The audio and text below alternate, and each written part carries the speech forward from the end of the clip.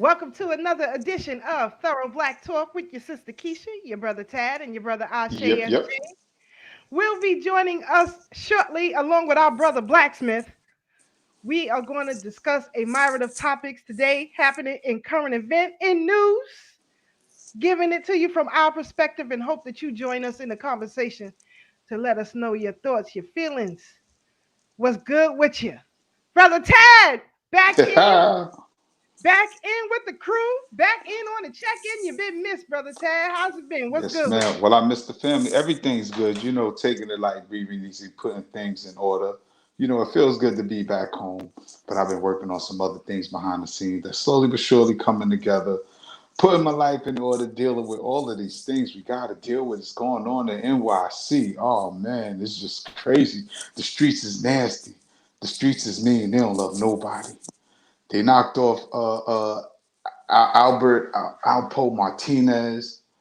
We got a new mayor who's keeping up with the status quo, making an inconvenience for everybody. You know. So me, I'm just a black man out here surviving and loving it while I'm doing it too, I might add. Life is good That's what it unless a is. And judge you give it look to you. good, brother. You look good. You look Thank good. you, sis. Well, it's no shave. It's no shave November, so I'm letting the beard grow. You know what I mean? It's no shave November, so I'm just letting it grow and keeping it maintained a little bit. See what it look like for December. Then we just gonna trim it up, cut it off. But thank you, sis. I'm trying. I'm trying. I was trying to stay young as long as possible. I hear that. Like you was saying to me behind the scenes, you got to take care of it, make sure it looks good. Because some of y'all got some beards out here. You got me questioning your hygiene. I mean, you're looking Yeah, crazy out here. yeah. Yeah, but salute to the family. Salute to the family.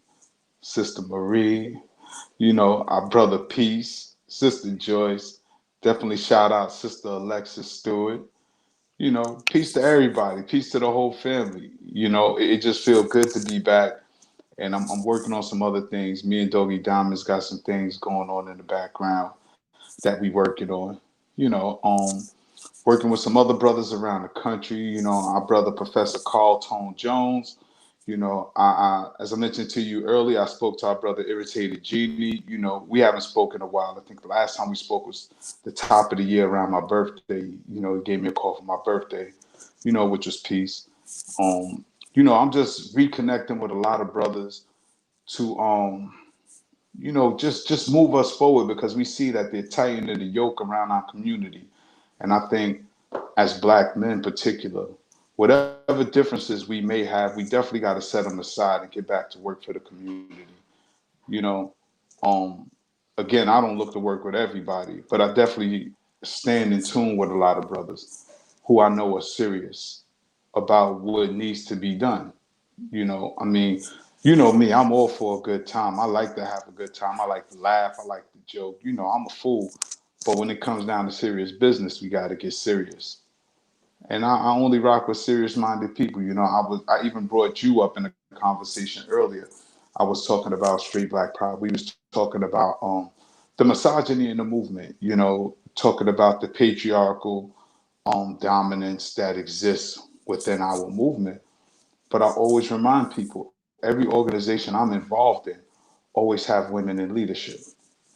whether it was us doing our thing here, with you in leadership, Sankofa Sparring Resort with Mama Eileen and other sisters in leadership, whether it's Party with Sister Tammy in leadership.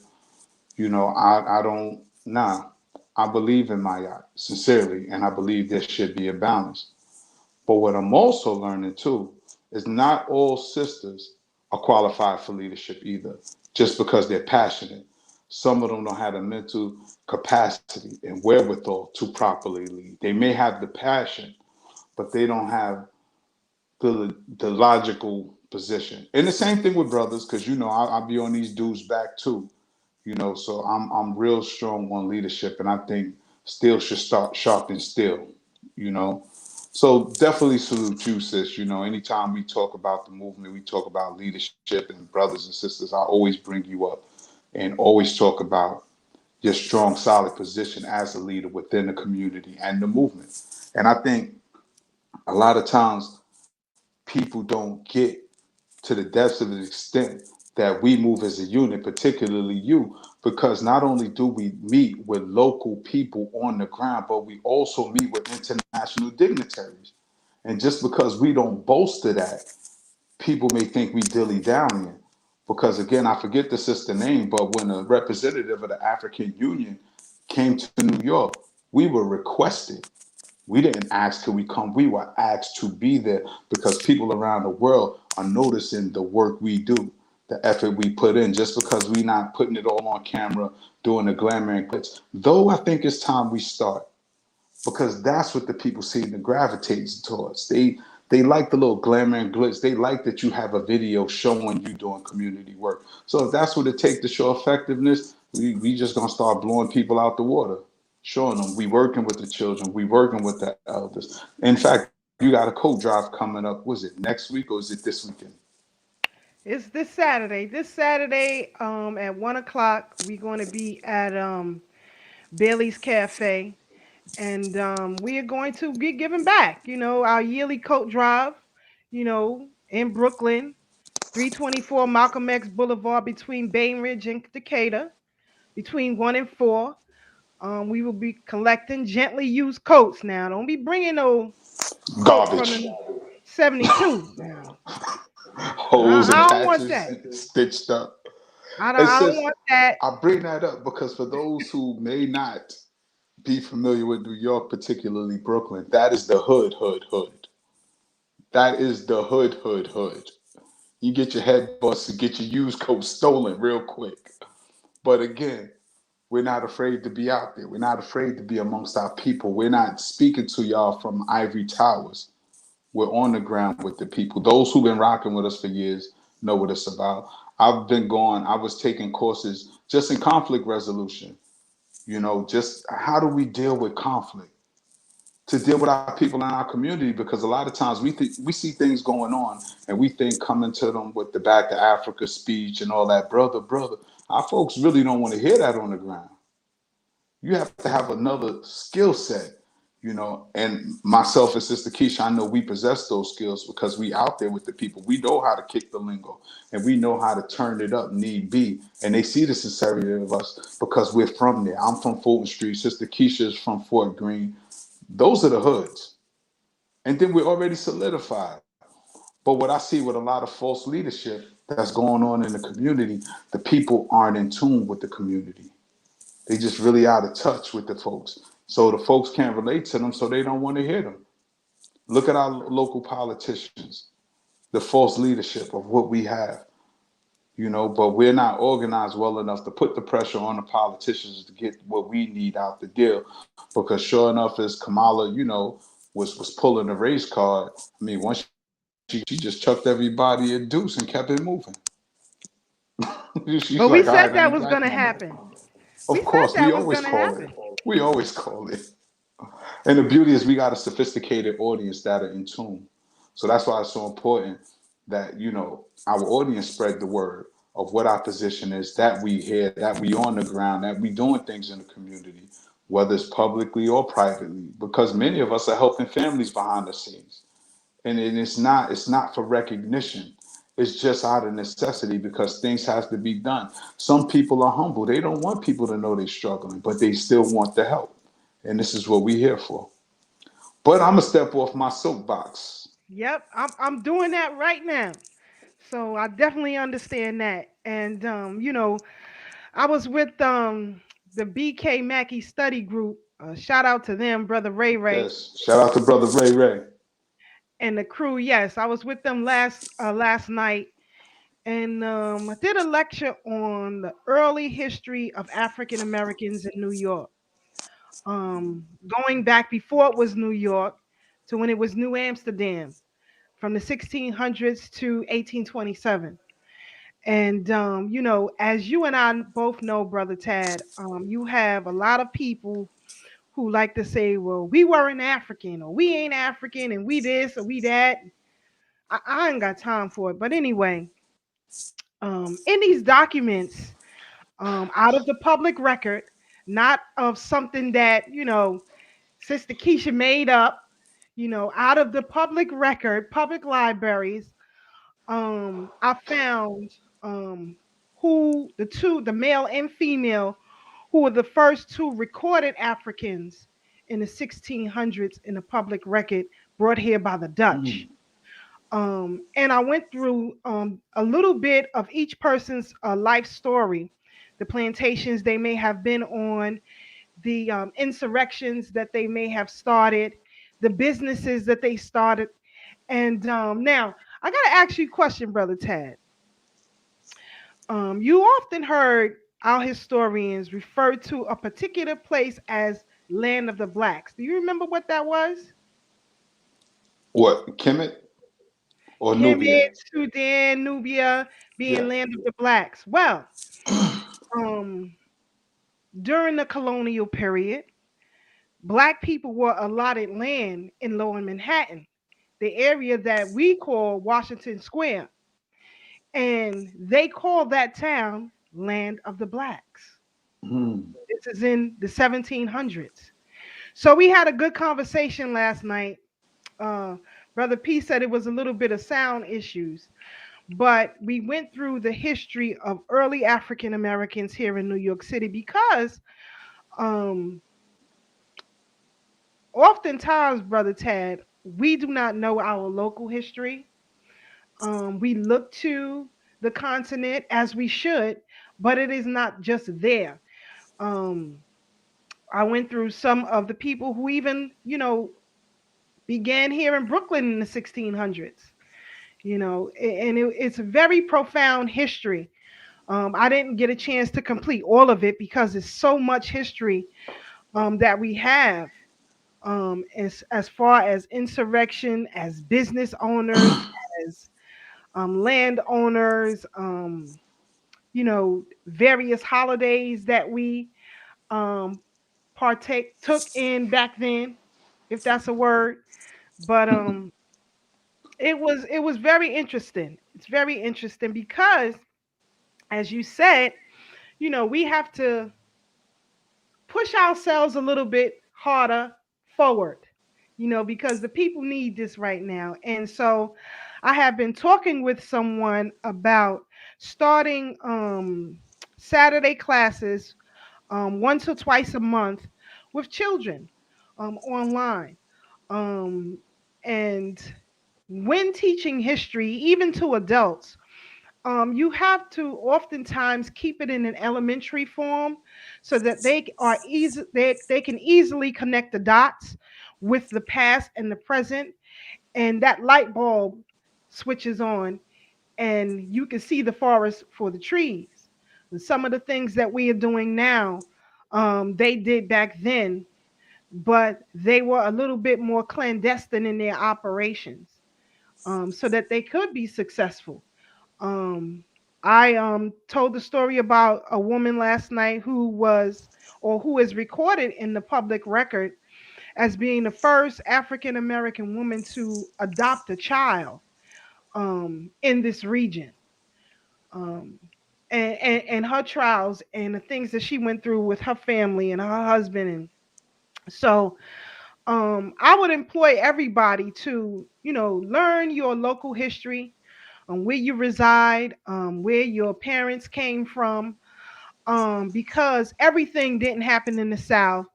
And these insurrections weren't sporadic, they were consistent, to the point where here in New York, that's what made the Dutch want to offer blacks what they called at that time half freedom, because they were given their freedom as adults and given possibly a lot of land.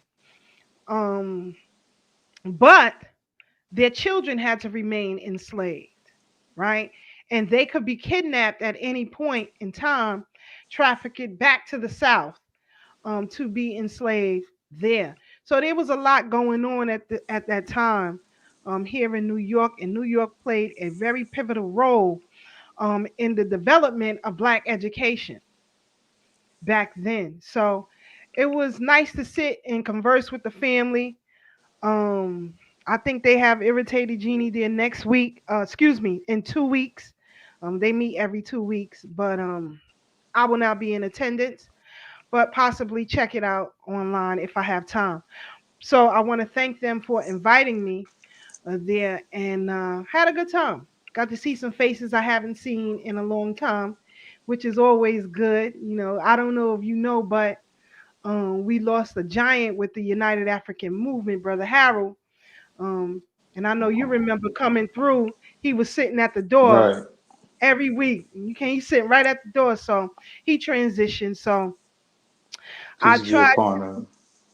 yes, I tried to work in his spirit, having my maps and everything, because you really can't study um, our history unless you have a map, because landscapes change. What New York was or what Brooklyn was in the 1600s isn't the same as it is today, of course.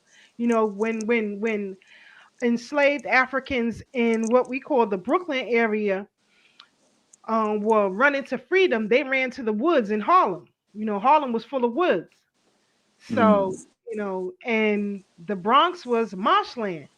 So it was very interesting to learn that history. And I'm still learning, because New York African American history is extremely rich. And for those who say that, there were no Africans here back then, let me tell you something about those early New York African Americans. They were given the privilege to choose their own last name.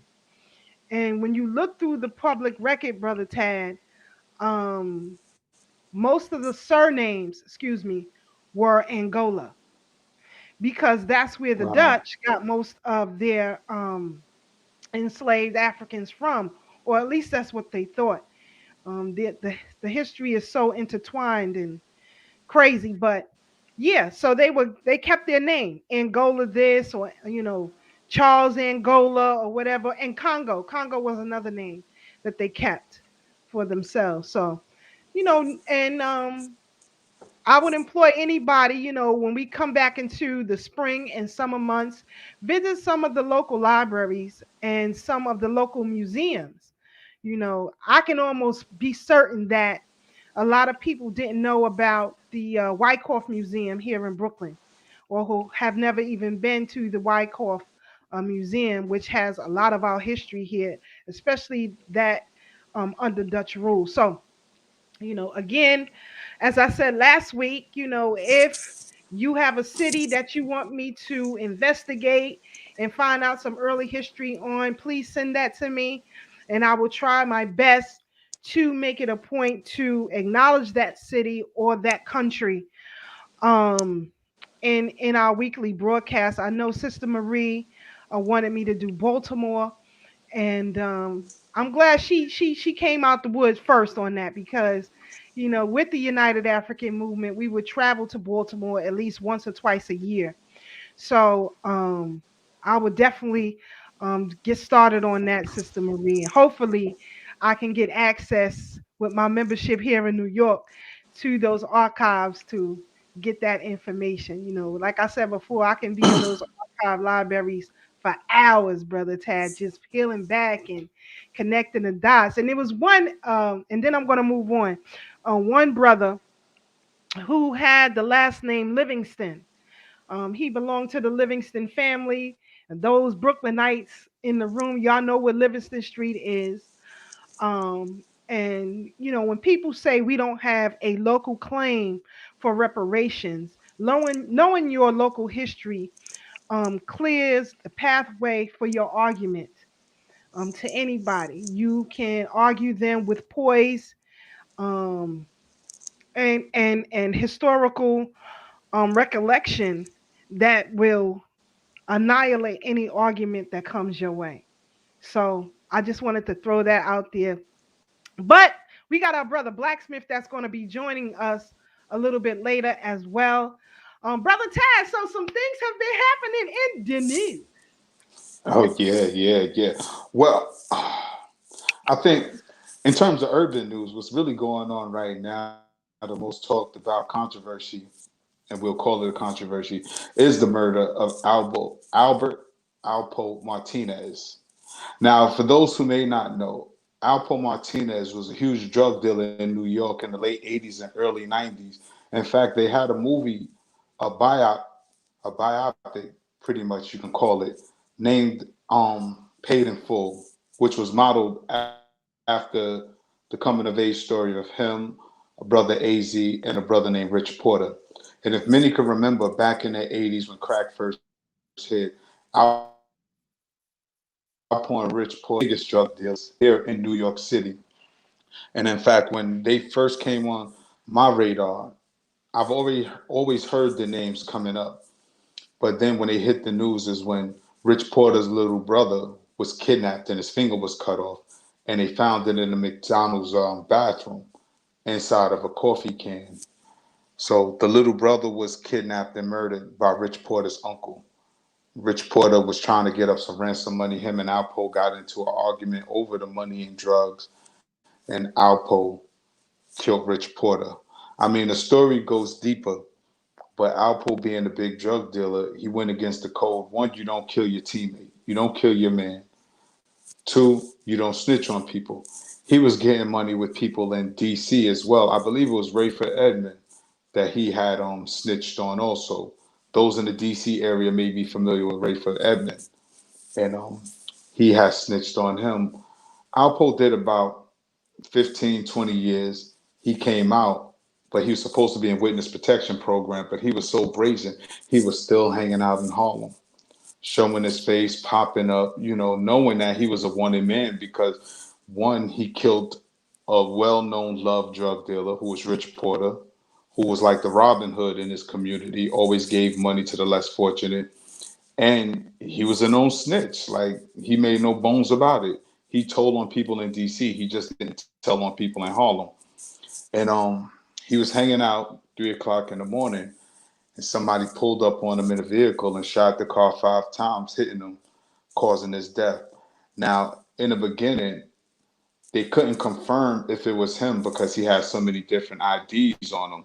One of them being the ID that was issued to him for him to be in witness protection program. But later on, it was confirmed that it was him, in fact, who was murdered. And many people in the streets were celebrating because he is behind the murder of a lot of people here in New York that was involved in that lifestyle. And it's just a sad day and time, where there's no winners in this game. And I always try to tell people, anytime you get involved in the drug game, there are no winners. The killer goes to jail and the victim dies, and the families are left with broken pieces of their family. Everybody just trying to get by the best way they think they know how in terms of selling drugs and things like that. So I try not to pass judgment on people because a lot of times many of us don't know what it is to have hungry children at home, lights off, no food in the fridge. So I don't knock nobody for how they feed their family. You know, I was once in that lifestyle. I understand the psychology of it all. I understand people who wasn't there don't understand it. But the more I understood it, the more it forced me to get out of that lifestyle. Because when you sign up for all the wrong things that could come with it too. A lot of times we look for the glamour and glitz of it all, but we don't look for the downside. You know, spending the rest of your life and having your best friends murdered. You know, these things happen. Having your family members murdered. You know, so this is a lose-lose situation. I seen that Rich Porter's family was celebrating in the streets, but I'm also friends with a relative of Alpo who, you know, feel bad because they can't even publicly grieve because Alpo wasn't somebody that was very much loved in the community. So here, these people have to suffer in silence. And it's just a bad time for everybody, you know. With the year 2020 and 2021, I think we've all had our share of death. So I'm not going to celebrate and revel in nobody's demise and nobody's death. Do I understand it? Of course I do. Do I encourage it? Of course I don't. It's just a sad day and times we're in. And this is the thing that's buzzing in the hood. This is what's buzzing in hip hop right now. And everybody's free and happy to talk about it now. But I don't celebrate none of our folks' murder. I mean, whether he deserved it or not, I don't know. I'll leave that to the ancestors and the creator to judge. Me, I'm just trying to clean up my backyard while I'm still here before I got to take that trip up out of here. And in other news, famous podcaster, former rapper Joe Buttons has come out the closet and admitted that he's bisexual. Um, I'm not surprised. Me and Sister Keisha was talking earlier. You know, the brother always threw hissy fits, so Yeah, that was he suspicious to me right yeah, there. I don't trust no dudes that be having temper tantrums. That is suspect to me. Either you mentally deranged or you're body me. I'm telling you. That's it. That's just how I see it. You know, I never got that at all. I never got that. You know, I don't know. But when you told me that, I was like, wait a minute, hold Well, on. you want to hear something funny, Sister Keisha?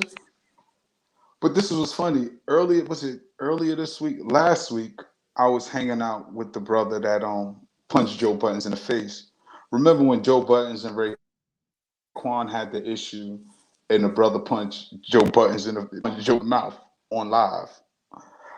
Me and that brother was hanging out the other day in the studio.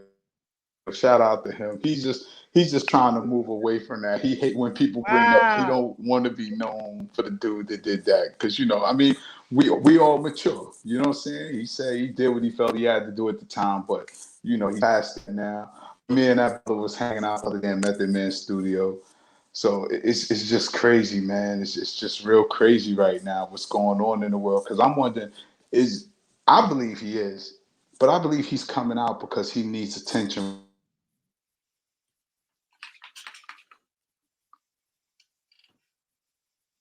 Because he don't want to be Hold on. I think you froze up, Tad. Hold on. What's up, Ashe? Can you hear Tad? I think he froze up. Yeah, he froze up. Yeah, he Froze up. probably got to go out and come back in. But what's good with you, Ashe? How you been? Yeah, I'm great. You know, I had to go get it in the gym, try to get like my brother Tad, man. We welcome our brother back. You know what I'm saying? The trio, the cipher is now complete once again. And you know, I know we got some amazing topics, some hot topics to talk about tonight. You know, a lot of this is a I period. was just talking about now. Joe Buttons who came out the closet. Oh, go ahead. Yeah, I think we got Tad back now. Oh, nah. He got to come out and come back in his Wi-Fi. Yeah, come out and go back in, Tad. Yeah, but what you said? What y'all was talking about? Joe Buttons came out the closet. Me and Tad was talking about that early because I didn't hear about Came it out and the Tad put closet. me on. You saw that? Nah, he came out the. What you mean he came out the car? He came out and said he bisexual, Ashe. Oh wow, that don't. That's what I said. That's not surprising at all, though. I mean, son, he always been a little funny. You know, he always had a little funny style, something about him, and you know, a lot of us we have people in our neighborhood or people in our lives that have that kind of energy, that kind of energy where it's like they gotta be the front of the crowd all the time, or their voice gotta be the loudest all the time, or they gotta be the one seen all the time. It's something funny about that. Yo, my brother Ty, you back in? Back, Yeah, peace, brother Ashe. It's cutting out. Yo, good to see you, Oh, bro. nah. Yo, same here, same here. Now I don't know where Fro's at, but I was just saying I don't know if he's trolling right now. I honestly believe that he go both ways. But I think because his celebrity is dying down with his podcast, and we know he don't have no rap career because I don't know anybody can name three of his songs. I think this is a ploy as well, is to stay relevant. And plus everybody's so accepting of it, like, why not come out the closet now? You know? Nah, that's absolutely right. That's a marketing scheme right there. Exactly. But at a long Exactly. time, for a while, we've been talking about how people are using that leverage of this community, rainbow community that's out there, where whether it comes in like financial, whether it comes in politics, you know what I'm saying, housing, like all kind of different ways they utilize that. So when it comes to media, of course, the media is operated by them anyway. So that's just Exactly. they welcoming him home. It's just a welcome home party. You know what I'm saying? So that ain't nothing. It's just that he's saying it out in the open now, Yeah. and I'm not Yeah. surprised. That's crazy. But yeah. So this is where we at with it right now. It's so much fraudulent stuff going on. It's like hard to see what's really happening to clear the soot out of our eyes because the people are keeping us distracted. Because like we was talking about earlier, brother Ashe, we was talking about Eric Adams keeping the status quo of what de Blasio has done. And I see de Blasio as a disgruntled tenant. A tenant got to move out their apartment, so they're gonna destroy the apartment because they got to move.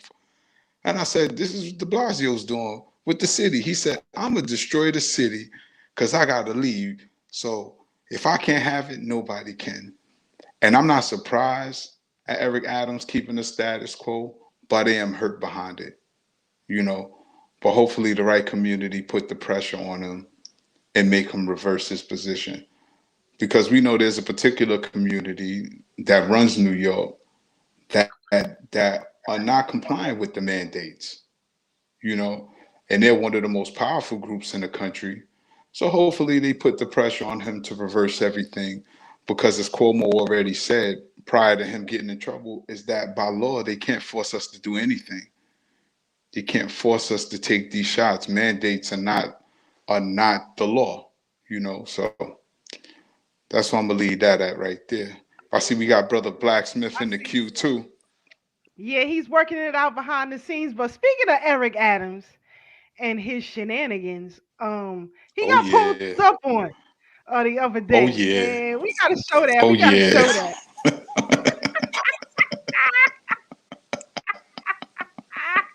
He got pulled up real good. Or hold on, let me see.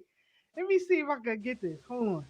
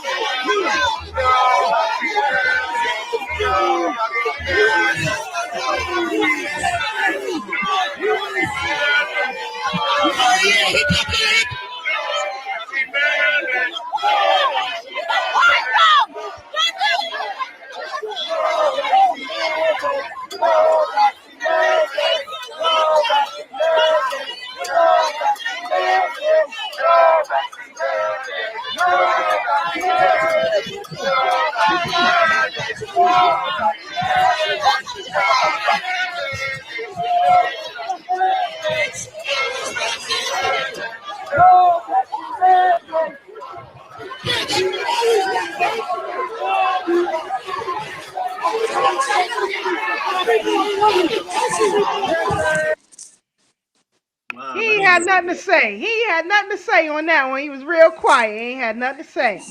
And I like that sister boy. She be at all the rallies with the flowers out here. And she be at all the rallies. She get up in their face. But these When jab was that? mandates are out of control. As I said in the beginning on this program, we discussed it here on Thorough Black Talk that these mandates are illegal, and now lawsuits are coming out of the woodworks for employers, for these unions, for the Biden administration itself. I believe you have 19 states who are suing the Biden administration right now. These jab mandates are illegal. We said it here on Thorough Black Talk when this whole thing kicked off that if people just hold the damn line, you can win. But now they are pushing back because it seems that the unions, I personally believe, Brother Tad, Brother Ashe, that they came in the game a little bit too late.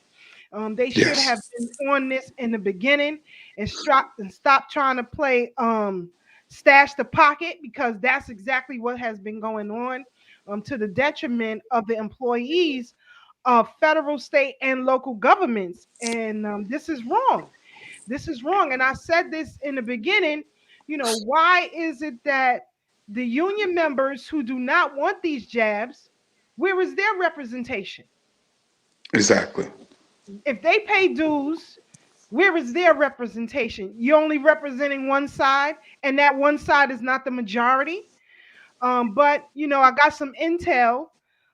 Somebody else who was out there in the streets and fed me some good intel last night that these Urugu are about a month away from being homeless right now because a lot of people are sidelined in their employment without pay at this time. So, I think that and we have also been saying here on this program to prepare for the worst. Stop shopping crazy when you don't need to stockpile your money and your supplies and what you need, because we saw the forest before the trees as far as this thing is concerned. Brother Ashe, Brother Tad, your thoughts on that pull up? Well, he got what he deserved. And I'm glad she pulled up on him.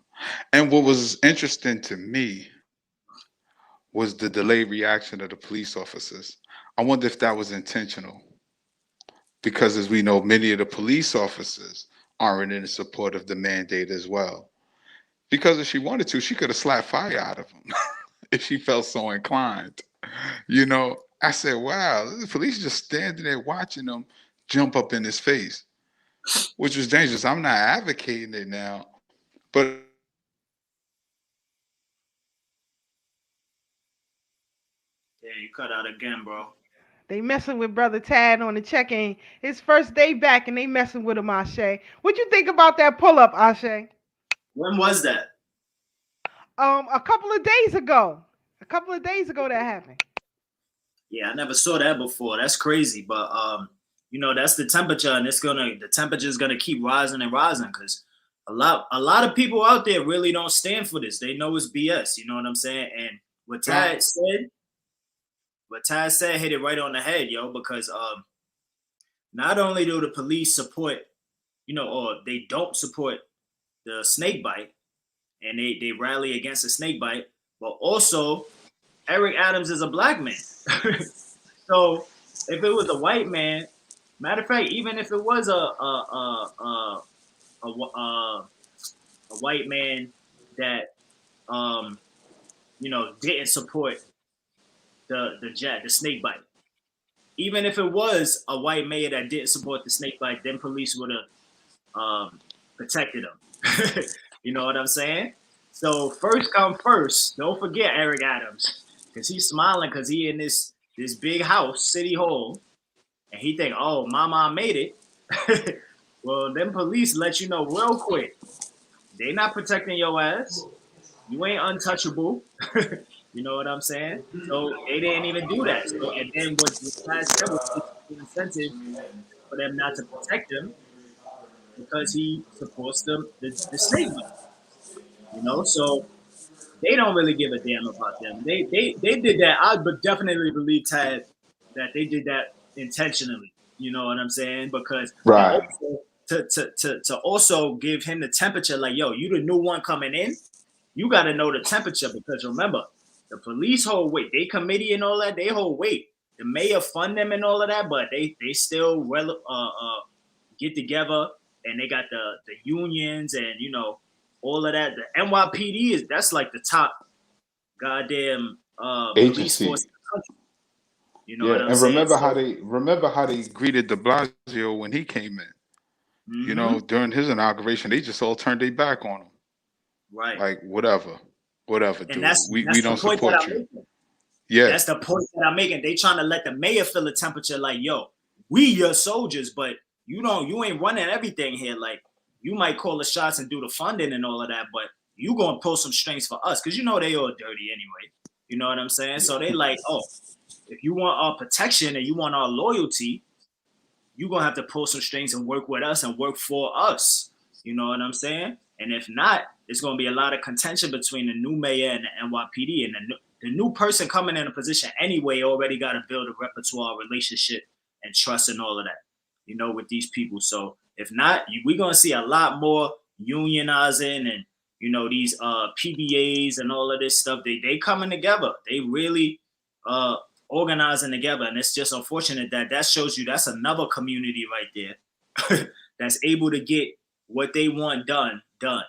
You know what I'm saying? Just by coming together.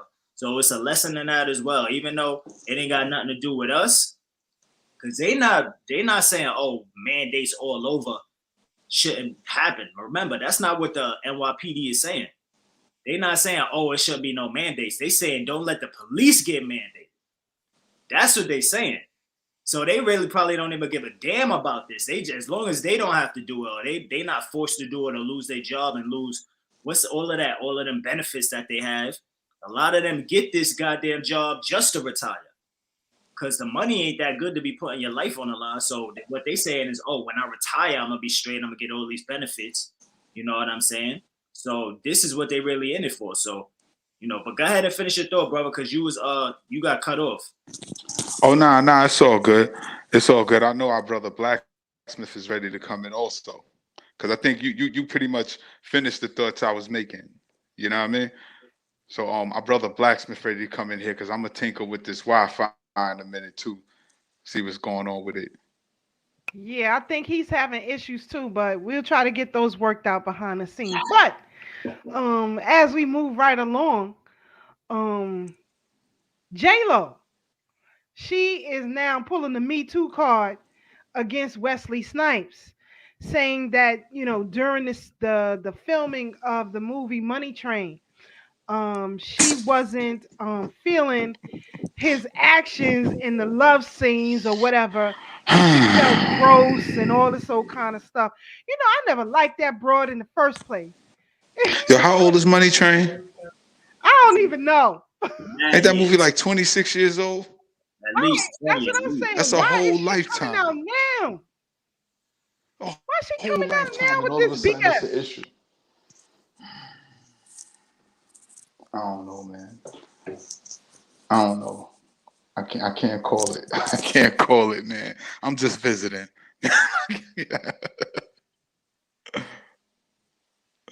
Yeah, that's crazy. You know what I'm saying? Now you want to pull a Me Too card, but But tell the whole she story, is Keisha. notorious. Yeah. Tell the Well, whole like story I to the said, listeners. during the filming of the movie Money Train, this is what she said. She said that there was a love scene, and in her and him feeling the love scene, the way he touched her, all he had on was a sock color covering his Johnson, and she had no sheets or anything in between them, and the way he was grabbing her breasts and kissing all over her, it made her feel sick and all this old kind of stuff. And she threw some jabs. She said that's why his career is tanking. It's probably his karma and stupid stuff like that. But I say this, like Brother Taz said, when was that movie out? I don't even know. 1994, But 1995. I never even watched the damn thing because I don't like her like that. And she's not an actress to me, despite what other people think. There are great actresses and thespians, and she ain't one of them. That's just my personal opinion. So I don't watch, anything that she's in, whether it's a concert or whatever. I'm just not feeling it. I don't like the music she makes. That's just me. But for her to then throw shots about his career and all this old kind of stuff, you've been known to use black men to advance yourself, starting with In Living Color. Yeah. Then she latched on to Puffy. This is crazy. But and then, try to come with some semblance of a music career, attaching herself to Ja Rule. So I just never, liked her style or anything like that. So when I heard it, I wasn't surprised that she came out with these type of comments against Wesley Snipes. But he came back with his rebuttal too, and he said, pretty much he tried to make her feel comfortable, by taking her out to dinner the night before, not as a couple, but just to get her comfortable. And he told her, if you don't do the scene right, they're going to take it out and it's going to be on the cutting room floor. And that's exactly what happened. They took that scene out. Supposedly, I haven't seen the movie. Y'all let me know. But, and that was that. But, for her to try to get points now to come and attack Wesley Snipes, this is just ridiculous. Brother Second Ross said 1994. Like, I don't even know. I Yeah, was I in the think it was like club. 94, I don't 95. even I remember the movie. I don't really remember all the details of it, but she knows that that's how love scenes are made. They make them, the men put a sock on the thing, or you have some type of tape to hold you down. And any professional actress would know that. I'm not a professional actor, but I know these things. And again, almost a whole lifetime later, why make an issue of it now? Because there's an attack on us, brothers, particularly heterosexual men. I don't know if Ben Affleck or whatever dude she messing with now is all in her ear, and she's trying to denounce black men publicly, and this is her way of doing it. But it's BS, and we gotta call it as we see it. Nonsense is nonsense, and like, who even cares about J Lo anymore? Maybe she capping. Maybe this is a way for her to be relevant again. Do she got a project coming out or something? Trying to garner sympathy, because most of these people don't even have the talent to sustain a comeback. Like this guy Joe Buttons, who's trying to make a comeback, but he just want to say I'm bisexual. You know, somebody mentioned in the comments earlier. This is why he had Kevin Samuels on. Now, I used to watch Kevin Samuels when he only talked about fashion, like talk about how grown men should dress. I mean, I agree with it. And some of the things he said in terms of relationships. But I did see the one where he just blatantly blew himself out the water, said, we got to start supporting men, dating men. All right. I don't have to support it. Let's be You said clear. that? Yeah, yeah, yeah. Ashe, I'm trying to muster up the strength to find the full video so I could see it in its entirety and put it in its proper context. But the sound bites that I have heard, he did say that. And I can't co sign that one. I can't co sign that one. I just can't. If that's his lifestyle, that's his lifestyle. But you're not going to convince me to support it. I'm not going to play Chuck Willery matchmaker and all that stuff, trying to hook people up, making love connections between two homies. That I'm not doing. And we got to be clear about that. But these are the days and times we in where we have all types of confusion. I wish Brother Blacksmith was in here so we could talk about the days of the New World Order and the Illuminati when we were studying this stuff back in the 90s, when the information became accessible through the Freedom of Information Act. Because a lot of this stuff was already prophesized back in the 50s and 60s. In fact, these were plans, these were things that was executive orders, through people like Henry Kissinger and the likes, you know, to emasculate us. Dr. Nathan here and his wife wrote about it. Of course, Baba Walima Baruti wrote about it. Dr. Francis Cress Wilson wrote about it. You know, this is what they want to do to us. And it's so unfortunate that now we're just openly accepting it. as an option as opposed to a symptom of something more nefarious that has happened to our community, particularly when people know that culturally we're against it. Out of all groups, we're the ones who are anti that lifestyle, more than Asians, more than Europeans. Are Facts. And you know, totally they're gonna anti keep trying to that push that lifestyle. through. They're gonna keep trying to push However, that nonsense through, brother Tag. promoting it too.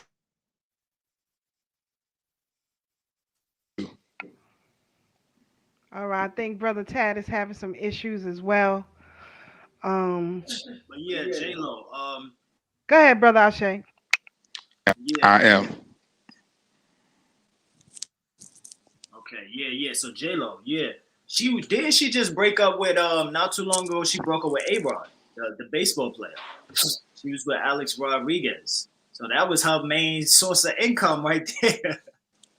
I think she was doing a little TV show like the View, one of them joints, like one of them Dancing with the Stars, something like that she was doing. But her main source of income was A-Rod, and they broke up. They broke up, and they was together for a minute, and they broke up. So when they broke up, then I think she said, "Don't ask me how I know. I just Googled this. I didn't even really know this. I just Googled it for the show, but because I don't follow her." But yeah, then after she broke up with A-Rod, she immediately, she didn't even wait a second. She immediately announced that she got back with Ben Affleck. Her and Ben Affleck was together a long time ago. Now she broke up with A-Rod. Now she back with Ben Affleck. That quick? God damn, you really is Jenny from the block, huh? She Jenny from the streets. Because the streets, she is all for the streets. Jenny for the streets right there. That's going to be her next song, Jenny for the streets. But anyway, yeah, she announced that she back with Ben Affleck, and his dumb, he jumped right back on it, and now they on Instagram making it a scene and all of that, But it's like, damn, if you just broke up with A-Rod, you with Ben Affleck already that quick. That mean you was probably messing with Ben while you was with the other dude, with A-Rod, the whole time. You can't jump back that quick and be like, yo, I'm back. That ain't how it go. You be messing with each other or something like that. So she was stepping out doing her thing. Now she back with Ben, but Ben ain't got no movies. He ain't popping right now. So she said, damn, Ben, it ain't enough. I gotta do something else.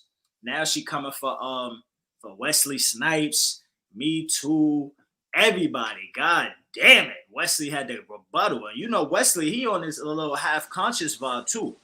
Shout out to Wesley Snipes, because he definitely trains. He goes, does synopsis and, his martial arts and a lot of really black kind of conscious power dojos. You know what I'm saying? King Simon could tell you all about it. I don't know the teacher of that martial arts school, but it's a conscious one. Like they got ankhs and all. They got, if you Google Wesley Snipes, you see pictures of him wearing ankhs on, and he actually had an article where he was talking about Kemet and Africa and the importance of that. So he is kind of conscious. You know what I'm saying? Well, the name of his film company is called Ahmaud Ra Films, and he's the one who put out the documentary "A Great and Mighty Walk" about Dr. Clark. And it was rumored that he was also that's And Wesley he Snipes. narrated it too. Yeah, and he narrated it. Oh, I forgot that. There I was watched talks it. of him gonna do one on Dr. Ben, and that's when they hit him with the tax evasion. Wow. It was rumored that he was gonna do Dr. Ben next. I'm not sure how true that was, but he's responsible for Great and Mighty Walk. He financed it and narrated it. Took my hat off to Wesley for that. You know what I'm saying? So, but anyway, when like Keisha said, he already responded to what J-Lo said, and the way he said it, it's like he put it to bed anyway. So this ain't even no big story. It's just funny how she trying to struggle and straggle for some goddamn clout. You know what I'm saying? Try to put her name back in the spotlight. But listen, the Hispanic community, all you got to do is make a hit record, J-Lo. Damn. That's what you got to do. They still love you. You know what I'm saying? Right. Sister Marie got me dying in the comments, though. I just got to say that. Sister Marie got me drag other people's name to get in a better position. That's horrible. That's wretched. That's people that, the lowest vibrational people you don't want around you, that the only way they could get up is if they pull somebody down or they step on top of somebody to get higher. You know, that's disgusting. And Well, we gotta it's not like she really has a talent. It's not like she's very talented. I don't know nobody saying, "Yo, put that new J Lo album on," or "Let's watch that new J Lo movie." Nah, mm-mm. Mhm. Nah, she's a culture bandit like the rest. Speaking of movies, I don't know if anybody got a chance to see The Harder They Fall. It was released yesterday on Netflix. I think we talked about that film coming out here on Thorough Black Talk. I think Sister Marie says she checked it out yesterday. I haven't done so because I was doing a lecture last night, so I couldn't watch it. But probably tomorrow evening I'll sit home and check that out. Did y'all get a chance to check that out? The Harder They Fall? I caught about an hour of it. I think it's like 2.5, close to 3 hours, to tell you the truth. Um, my son had it on, so I just watched a little bit with him. Watched towards the end, so then I didn't really get invested in it because I didn't want the end to spoil, the setup in the beginning of the movie. So he put it on, and I just went and made my dinner before I came out. You know, You know um, what? but yeah, I caught pieces of it, and it looks pretty good, to tell you the truth. It looks pretty good.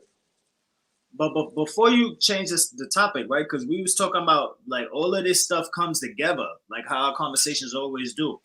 Because also another hot topic right now is Jada Pinkett, and that's another person that ain't really got no career, ain't really got nothing going on in no movies, or definitely no music, and nothing like that. And ain't it funny how she just dropped a bomb out of nowhere, telling people about stuff we really don't even care to hear. Nobody even cares about Jada and what's going on with them, like they sex. Like, I mean, come on, nobody even care about that. You know what I'm saying? So the fact that she came out also and made this comment about, well, she said something about sex. It's hard to manage sex with Will Smith or something like that. Airing out all her laundry and all of that. Like, it's crazy that she just did that. It's like, what, Red Table Talk is not popping no more, because that's the only thing she had was Red Table Talk, and that was the platform that she was using to say shit like that. Why she come out on social media? Who the hell is calling? She come out on all these other I platforms to say think that's that shit. Blacksmith I was calling about to in say, I think because that's brother Blacksmith. yeah, because he can't get through. Something's wrong on his end, so that's I probably mean, him. I can't. Yeah, he got a. That's his Wi-Fi. I can't hook that up. You know what I'm saying? But anyway, um, yeah, yo, it's funny how like these people, all of these people are coming out. They struggling right now. You know, everybody's coming out for the clout, and it seems like what I like to analyze behind it is like, the principle and the energy behind it. Because it's like if people are doing this, and it's so easy to do stuff like this, and other people are seeing it, they're gonna catch on and start doing it more and more and more. But we know historically, black people were always the one. Man, he really hit me up. Let me answer this, yo. But black people was always the one that, people came and said certain things about to get themselves in better positions, tell lies on us. You know what I'm saying? Get us lynched, get us arrested, set us up. You know what I'm saying? Railroad. They always been the ones to say stuff about us. You know what I'm saying? To free up their guilt and all of the things that they did, and when we innocent they try to put it on us. So when these things happen, it's like we got to really analyze that and be like, yo, like, why is it that these people, one, are so comfortable to do these things with us, and two, what kind of people are we that anybody could just say something about us and air all of our laundry out or put all the blame on us? You know what I'm saying? And they not only are they getting away scotch free, but they profiting off of it. You know what I'm saying? So there should be some kind of repercussions, or something. Like, we got to have some kind of level of accountability with these people, because at this rate, 5-10 years from now, you ain't even look at what happened with the baby. Luckily, right now, I see they just announced that he's about to go back on tour to rap at the baby for making a comment that wasn't even generically, specifically directed at the rainbow community. He just said something on a mic that he felt, and they just got sensitive like they normally do and tried to ban him. But luckily, he's coming back out right now, about to go on another tour. But I'm just saying, we in an era where, like, if somebody don't like what you say and they got power, they can control you. I mean, look at YouTube, look at Facebook, all of these things. Like if we say the wrong thing right now, they're gonna pull the plug on us. You know what I'm saying? Because it's their platform. So the temperature of the people that we're dealing with right now is like it's gonna rise. This kind of stuff and this kind of behavior is gonna rise to the point where we thought the workplace was bad, where you had to be a certain way in a workplace and you couldn't say certain things in a workplace or in a school environment or all of these different places. It's gonna be a lot more places where they're gonna turn up like this. You know what I'm saying? And you're gonna have to really well, they're gonna try to make it that you have to watch what you say and conform to their thought process. You know, because that's all they want to do is control everything. Well, that's what the book 1984 by George Orwell is all about. More so than controlling, the system. Is all about controlling us, our mind, our thought process, the way we think. They're creating thought police. That's why they put these social media platforms in place. That's why it's no coincidence that they all starting to team up. Instagram and Facebook has linked up, because remember, Facebook, the first thing they asked you was what's on your mind, and then they start censoring what's on your mind, creating a climate to where certain things will violate their quote unquote community standards. So now what they're doing is slowly but surely monitoring your language. They're manipulating your behavior subconsciously, and we don't realize it. They are now becoming the thought police. They are now shaping what's acceptable and what's not acceptable. And freedom of speech is no longer acceptable. And you are now forced to accept everything, even things you don't agree with. Because, I mean, even with the alphabet position, we saw what was coming. And now we know it's the plus means the pedal and the pan and all of these other people. But then, even when we go back to our sister, well, when we go back to Jada, I'll say our sister Jada. Um, when we go back to it, what does she represent? What type of black woman do she represent? Where's her morals and her values as a married woman? Because remember, all of this is a concerted effort to attack the black family. So I see now, I forget what Lala said, she's not getting married no more. She has some derogatory things to say about marriage. Then there's another actress, ironically, saying that she's not getting married no more. Then we see Jada Pinkett Smith as a wife, how she behaves and where's her moral barometer, because she was caught in her quote unquote entanglement. So what they don't realize is that the black woman's morality and chastity is being vilified as a wife, which is one of the black women have always been our moral barometer within our community. Whether we agree or not, we all know that our manners, our etiquette and behavior has always come from the women of the family, whether it's mommy, auntie, or grandma. They taught us all how to behave. But now what is happening to the image of the black woman? We seen that they gave us the Nicki Minaj's, the Cardi B's, the Little Kims, and then for the quote unquote progressive and professional ones, they give you Condoleezza Rice, they'll give you a Kamala Harris, they give you people who don't have black people's best interests at heart, to where whatever's best for us is secondary, and their career is the priority.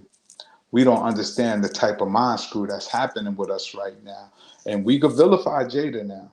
We could vilify her, and I'm all with it. However, for me personally, this is me speaking for Tad, I believe that black people right now, we need to be in the space of redemption. We need to start correcting our folks' behavior instead of canceling them, kicking them out, because this is what the Urugu want us to do with each other anyway. The more black folks we cancel, the less people we have on our side. Those of us who know, we're supposed to be agitating the consciousness, because it's evident a lot of these people don't know some of these things that we know just by their behavior, just by the virtue of how they behave, the things they place value on. Clearly, their moral compass is off a degree or two, maybe even four. And I'm not judging people. I'm just saying that there's a war going on for them to exterminate. As we know, there's tons of scientists that talks about they creating illnesses that target us specifically.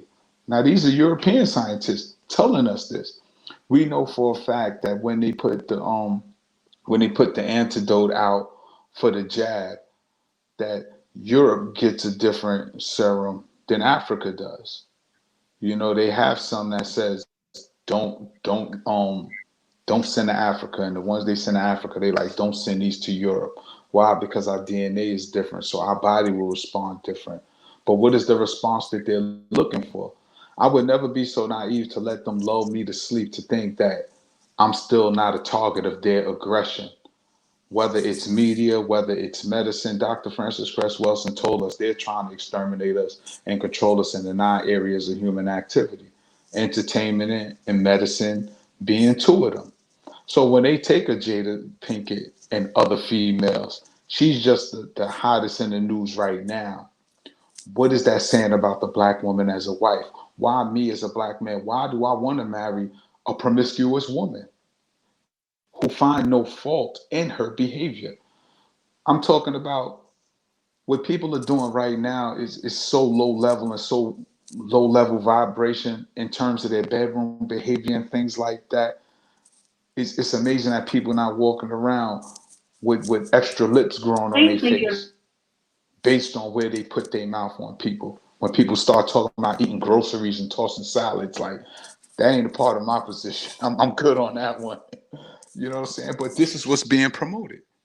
This is being promoted, and it's almost like there's no decency amongst us at all.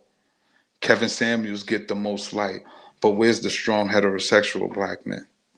Joe Budden's coming out the closet. Little Nas X get his own day. Who represents us? Strong black men to say, yo, I want to be a good father. I want to be a good husband. How about this part? I've made mistakes in the past in my marriage. I haven't been the best father. Help me rectify that. Not saying I beat up my wife, not saying I molested my children, but there's things I could have did better. Help me with that.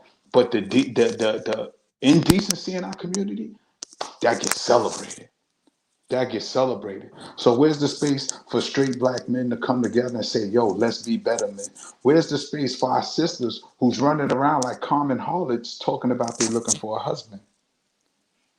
Like we really got to analyze what's going on right now and not just peep what they're doing, but come back to the drawing board with a strategy of what it is that we need to do as a community. Because I don't need their permission to get my community in order. I don't need their permission to build with my brothers and say, yo, let's connect, man. Let's just create our own solid force where we can move forward and show our sisters that we do love them, we do care about them, we sorry for mistakes we made, and we promise to do better. I remember many of us took that pledge during the Million Man March back in 1995.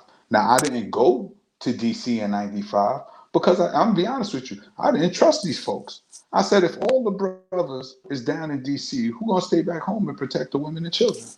Knowing the history of these folks, who's to say they won't converge down on the brothers or even put little provocateurs in the crowd and set something off down there? This is what I was thinking, because back then I was in my early 20s when this happened. But I did stay home, glued to C-SPAN. I watched Dr. Khalid, Professor Browder, Dr. Ben, and all of them at Calvin Coolidge High School the night before, just dropping straight jewels all night. The night before the Million Man March, they had the ill building session. All of our great scholars were there. Each of them touched the mic, giving jewels. I stayed glued to the TV.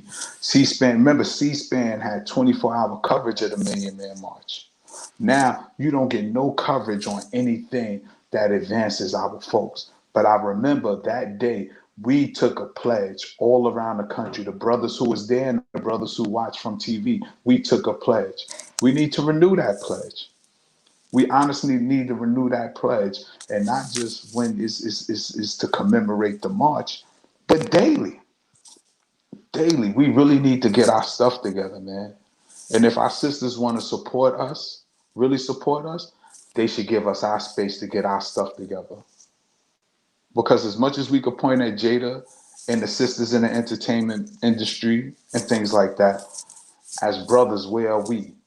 Where are we as the quote unquote leaders of the community, leaders of the household? What's our position and where we stand outside of the rhetoric, though?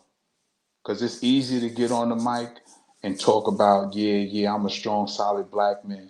We watched Brother Polite from his inception. Many of us knew he was a fraud. I'll be honest with you. When I met him, he was on that status correction tip. Made no sense to me.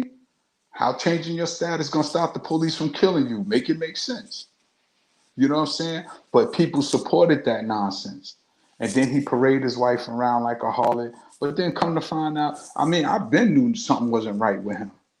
But not only are you a con artist, you're a pedophile. You're a pedophile.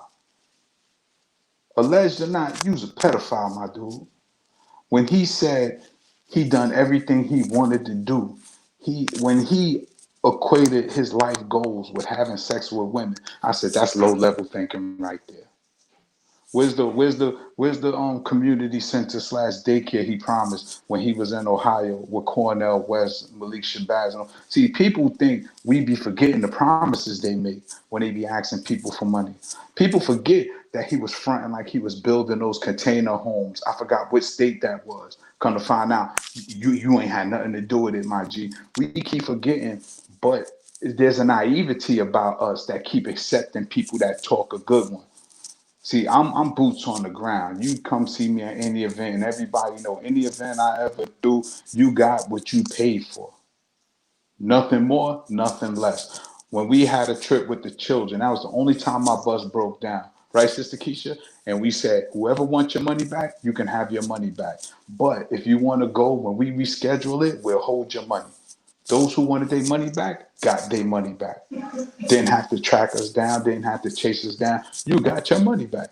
And those who went on a second trip came on a second trip. You was there, brother. I said, you was there, Sister Keisha. Didn't we have a ball?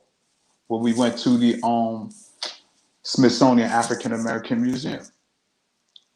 You know, one time somebody said, yo, Tad, how do you afford to pay for this? I said, yo, we get discounts as a group. We just pass the savings on to the people.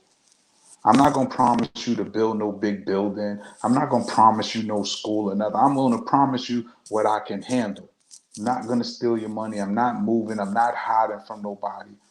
Nonetheless, we got all these charlatans in our community, and it ain't enough of us strong brothers. When Brother Ashe stepped to old boy, everybody tried to vilify Ashe, even people who knew him. And I took that personally. Like, come on, you know Ashe. You know his heart is in the right place, and there's nothing but good intentions when it comes down to this thing right here. But everybody want to deflect. They want to act like you're the bad guy when you check their favorite celebrity or speaker. And we got to get out of that. But it's on us brothers who's going to stand side by side, lock shoulders and arms. Like, nah, this brother's 100% right. So he's not comfortable around nobody because all the brothers approaching him. The sister shouldn't have to get in these dudes' face. It should be us brothers. But it ain't enough of us doing it because enough of us don't get support. Whether it's from our sisters or other brothers, because other brothers are having egos. But I'm going to step off my soapbox with that one. Facts, brother Tad. Facts. You on mute, brother Ashe. Unmute yourself. I was gonna say real quick, yeah, it's interesting because right now too, it's another story about Wale, the rapper Wale, who recently did an interview saying that he don't want to get married either. And one of his biggest songs is called Matrimony. Everybody know that song Matrimony by him. That's one of his biggest songs. And he's saying he don't want to get married now too. So there definitely is a heavy attack on a black family. You know, the black family as a unit. Husband or mother, let's just say mother, father, and children. There's an attack on that. And right now, we in the age, my brother Ty said, where are the strong black men that's out there that's speaking and representing us, right? Well, the thing about it is, in my opinion, from what I see, we living in a time where in mainstream, there cannot be a strong black man. It's just not possible because, first of all, mainstream is ran by these people, the people that have the agenda to not see strong black families or strong black men. So in the case where we do have here and there a person that looks like a strong black man, might be a straight man that might have a platform that speaks out about certain things, that tries to be, you know, clean cut and do the right thing, say the right thing, make you feel good. We do have a couple of these people on social media here and there. You know, a lot of times they might have two wives, but some of y'all can overlook that. You know what I'm saying? They might have 2, 3, 4 wives or whatever, but those are the people that we see that we might have as a strong black man. But let's take it to the point of what we're talking about on a large scale, on mainstream, where the nation could see people, or even the world. I personally don't think that we can have a strong black man right now in their mainstream, not in life or on our level where we bush knowledge, building with our people. Of course, we got those, but I'm talking about in mainstream. If we had somebody right now at the level of like a Malcolm X, first of all, if Malcolm X was living in this time, he would have got banned and all of that. They would have tried to silence him, pull his YouTube. You know what I'm saying? All kind of. You see what they did to Farrakhan. And remember, Malcolm X was a lot more on that Black Power talk. You know what I'm saying? He was definitely more raw, uncut. So if we had a time right now, Malcolm X, not even disrespectfully, just came on some righteous vibe and was like, you know what? I feel like a black man should be with a black woman and a black woman should be with a black man. Snap. Overnight, they pulling his Facebook, his YouTube. They saying, oh, he's a what's the word they say they threw it at phobic. He's a homophobic, transphobic. Yeah, all toxic of that. Masculinity. Phobia. They would have labeled him this. He would have been all over the news articles and everything. You know what I'm saying? So right now, if we had somebody that was that on that level that tried to go mainstream, that's the temperature of what we living in. Like they have built this environment where you literally, like, be honest, family. Like, if a brother that was really solid, that really was a strong black man and stood on strong black African values, was in the mainstream promoting that, you don't think it would be a problem? You know what I'm saying? You don't think it would be like 2 seconds later they will pull everything away from him? Of course, that's but how it is. But here's the fly part. Here's the fly part, and this is why they trying to shut social media and all of these things down. Because we don't need mainstream anymore. Most people don't follow mainstream. Like, be honest, how many times you come in the house and turn on the TV? I don't. If I do watch anything, it's YouTube. Well, that's mainstream. Well, no, not necessarily. YouTube is user supported. So anything you post, that's your truth. You think because of social media, we knew about Mike Brown. Because of social media, we knew about George Floyd. If it was and Eric Garner, if it wasn't for that, those would have been swept under the rug. The social media is the people speaking. No, I hear what you're saying. It's their platform. Look at Rizza Islam, brother. Look at Rizza Islam right now. He tried to do a strong black man on social media or on mainstream media, and they pulled this whole joint. So that's what I'm saying. And he's still getting his word out because all they do is hashtag. That's what I'm saying. It's a way around that. But now his word is already out there. So this is why they're upset too, because he was effective enough to build the resistance that we're not going to kowtow to it. He brought us the information already. And that's the whole thing. You give the people the information. Now, once we get to the water, it's on us to drink or not. So Rizza Islam did his job, because one of the things in our community, we keep looking for one person to do something that we all should be doing. And I'm always big on this. We talk about the greatness of our ancestors and the greatness of our leader, but there's nothing on this planet stopping us, you and I, our audience, people we know. There's nothing, no force in this world stopping us from being great. The only thing stopping us from being great is the barriers we setting on our minds, because we're not updating our information. We're not changing our position on how we see things. Many of our folks are still waiting for somebody else to do what we can do ourselves. That's why I said we should be building ourselves to be better black men. We should be the leaders we're looking for. Malcolm ain't coming back. Dr. Khalid ain't coming back. Like, none of these people are coming back. It's on us now. And we're supposed to operate like they said the Taliban cells operate. When one died, 10 sprout up. Where's the 10? Where's the 10 Dr. Khalids? Where does 10 Malcolms at? They die. We just like, oh, well. Instead of picking up the banner saying, yo, I'm running now. I'm going to run the next distance. And bringing people along the way. Say, yo, if they pop me off, here, you do it. That's what the Crips used to say. We don't die, we multiply. You kill one Crip, 5 more sprouting up. How you think it's Crips and Bloods in New York now? We're the only ones still, as a black community, African Centered community, whatever we want to call ourselves, we still the only ones operating with antiquated information and methods and then getting upset because other people ain't joining the bandwagon. We not gonna get a 20-year-old to see these things the same way we see them if we looking at things through the 60-year-old people lens that we call our ancestors and elders, because they're working with antiquated, outdated information. The world is moving so fast, so fast.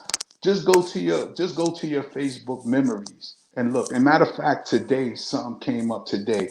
4 years ago, they was talking about the electromagnetic pulse, and I was going to repost that today. Remember, everybody's talking about, yeah, it's going to be an electromagnetic pulse. It's going to shut down the power grid for the whole country. What happened to it? What happened to the Y2K bug? What happened to 2012 ending because of the Mayan calendar? All this information people was really running with that wasn't applicable. It's because it's not real. It's not real. But we He keep likes selling it, our man. people out. Right. We keep selling fears instead of saying, yo, I just need to be a better person. Because whether the EMP happens or not, if I don't pay Con Ed, my light's gonna be out. How about that part? Keeping money in our pockets, showing our children how to be better people. One thing, when my sons was born, I made a promise to the Most High, I will not teach them to be like me. And I thank God my sons were nothing like I was when I was younger. You know what I'm saying? So I thank God for my sons. Uh-oh. Are Trying you to okay? mess with you, brother Tad. They trying to mess with you again. There You you know go. what? You back. You Like back. like I said, they can't stop my greatness. They can't stop my greatness. Nobody can stop it but me. Nobody could stop it but me, because I'm always gonna be me. And I made a promise to God. I remember being on the roof on my knees praying to God, please help me not let my sons be like me, because they may not be as lucky as me. And my sons have not been to jail. My sons are not on drugs. They are not. They gainfully employed, good fathers, good men. Is there room for improvement? Of course. But they not a piece of what I was, the hell I gave my mother. God bless her spirit. And I'm just grateful that my mother got to see me do a 180. You know what I'm saying? Before she transitioned. Because she knew the hell I used to give her. But that's all part of growing. All of us can be great. We just got to demonstrate it. And there's going to be distractions in our life. Please believe it. It's going to be in the form of family members. It's going to be in the form of relationships. But as long as you stay your course, you're going to be fine. That's what we need to be focusing on. That's what Garvey talked about. Let's focus on our character. That's what Dr. Walima Baruti talks about in Iwa. Focus on our character. We keep looking for other people to do what we could do ourselves. So we try to make every lecture. We try to buy every book that somebody writes. When we each got a book within ourselves to tell our own story that may help the generation behind us. So when we see young people not rocking with us, what are we giving to them new? The world is changing. They're meeting people from all around the world. Our children don't even know how to think globally. All they know is the hood. They can't think outside the paradigm of the block. Meanwhile, you got Asians coming from the other side of the globe, Arabs coming from the other side of the globe, little Europeans coming from the other side of the globes. In the capital of the world, this is New York is the capital of the world. How do our children compete when they don't have a worldview? When the children that come here sitting in the class right next to them, buying up the houses, gentrifying our community, come from the other side of the world with a world view. And we keep talking about slavery and back to Africa. Even continental Africans that come here have a world view. We need to stop this. We need to start taking our children traveling. We need to start opening up books, letting them mentally travel, and stop making it as a form of punishment. Like learning shouldn't be a form of punishment. It should be something fun. You know what I mean? But what are we doing? Kwanzaa. Every Kwanzaa, you get in the same book and the same knitted red, black, and green sweater. We need to be creative. For real. I mean, we need to be creative. What are we giving our children for real? Technology is advancing, and our children still getting Amos Wilson books. This year, you get Amos Wilson coloring book. Yeah, like, come on, it ain't nothing wrong with that, but it got to be competitive for what the world is doing. It has to be. We really have to create a think tank and make it cool to live this culture we're trying to sell our children. because they see other kids having fun. They getting the new remote control cars, race cars. They getting the little virtual reality binoculars. And for everybody who quote Dr. Amos Wilson, I don't see nobody quoting Waking the Natural Genius in Black Children, and they not quoting the developmental psychology of the Black child, and they not quoting dealing with adolescent male violence in the Black community. They're not quoting Dr. Amos Wilson books on how do we raise our children, because he talked about we need to get them toys, we need to spark their imagination, because imagination is what's going to solve our problems. But everybody want to, you know what I'm saying, just quote a lecture. But do they quote falsification of African consciousness? Because a lot of people walking around with falsified consciousness. They quoting other people. They don't have their own brain cells to really stimulate and contribute to the conversation and think outside of what Malcolm may have said or what Dr. Khalid may have said. It's all right to have your own thoughts and opinions. Base that on your experience and learn how to articulate it. Me, I'm not gonna be nobody else but Chad. I'm not taking the Kemetic name. I'm not taking the East African name. I'm not taking the West You African ain't name. gonna be Almond Rock, Two Tone, Chad. I'm Come in on Ron. now, I'm you Bob. can't. Come on now, Chad. And my whole thing, it's all right if they do that. If that's what you feel to do that. But don't vilify me if I don't want to do that. Because again, Dr. Clark, as African as he was Dr. Clark who ate pork and a Christian. He ate pork and a Christian. If I do it, I'm wrong. Not saying I do it, because I don't. But if I do it, you're going to call me a coon. But it's okay if Dr. Clark did it. That's a hypocrite. That's a contradiction. And people don't see that. That's personality worship. And we need to get out of that. We need to be our own leaders. We need to be our own examples of greatness. I was out of here for 6 weeks. Was it 6 or 7 weeks? I wasn't on the show, but that's because I was taking other courses, developing skills so that I compete in this new millennium that we in. A lot of our people don't realize, like, we in a cashless society. Like, they're getting rid of bread. They're getting rid of money, cash dollars. We really need to start looking into bitcoins and cryptocurrency. And I know a lot of our elders ain't gonna do it because it's something that's foreign to them. And that's what I'm saying. We still want to march and protest, and ain't nothing wrong with it as part of a strategy, but it shouldn't be the goal. And we got to get off of that. So when we see them parade of Jada Pinkett Smith around her, a lot of people do want to beat her up for her immorality, and rightfully so. But we got to start having a level of understanding, trying to redeem our people, trying to clean them up. That's what the nation did. That's what some of these religious groups did, like the Hebrew Israelites. And I don't agree with none of their doctrines, but I do respect their efforts and what they're doing to transform the minds of our people in the community to be better people. Because if those doctrines resonate with their soul and help them to be better people, then let's support that. Everybody ain't got to see it the way I see it. But long as you're not subscribing to the enemy's ideas, I could rock with you. And I'm going to step off my soapbox now. That's what I'm talking about. Drop some bombs in the chat right now. We on this Brooklyn Bridge and it's on fire right now. Drop some bombs, some fire in the chat Yeah, right and I'm now. Let's literally talk on the about Brooklyn Bridge. I'm literally on the bridge. it. That's how we do it. And again, I gotta shout out our viewers from across the pond. We getting so many viewers from London and that area. Kudos for y'all for tuning in with us every week. We're gonna bring you on more guests from that area. And as you said, brother Tag, it's just how we move.